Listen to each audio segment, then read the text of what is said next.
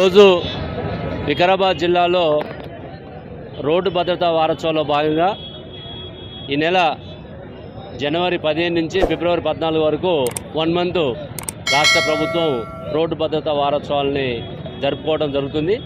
అందులో భాగంగా వికారాబాద్ జిల్లాలో జిల్లా police, transport department, RTC, municipal administration అందరం కలిసి ఈ ర్యాలీ తీయడం జరిగింది. ఇక్కడ ఎన్టీఆర్ చౌరస్తా నుంచి ఎంఆర్పి పెట్రోల్ పంప్ వరకు ర్యాలీ తీసిన ఇందులో సుమారుగా ఒక 500 మంది విద్యార్థులు పాల్గొన్నారు.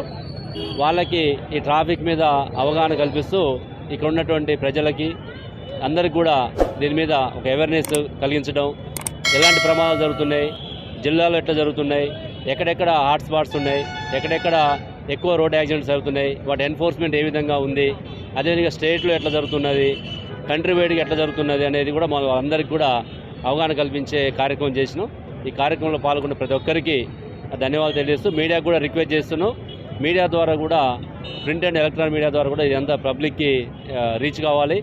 రోజు రోజుకి ప్రమాదాలు జరుగుతున్నాయి కాబట్టి పోలీస్ డిపార్ట్మెంట్ ఒక్కటే కాకుండా ప్రజలు కూడా దీని మీద అవగాహన కలిగి ఉంటే ఈ రోడ్డు ప్రమాదాలను తగ్గించడానికి అవకాశం ఉంటుందని చెప్పేసి మా ఉద్దేశం.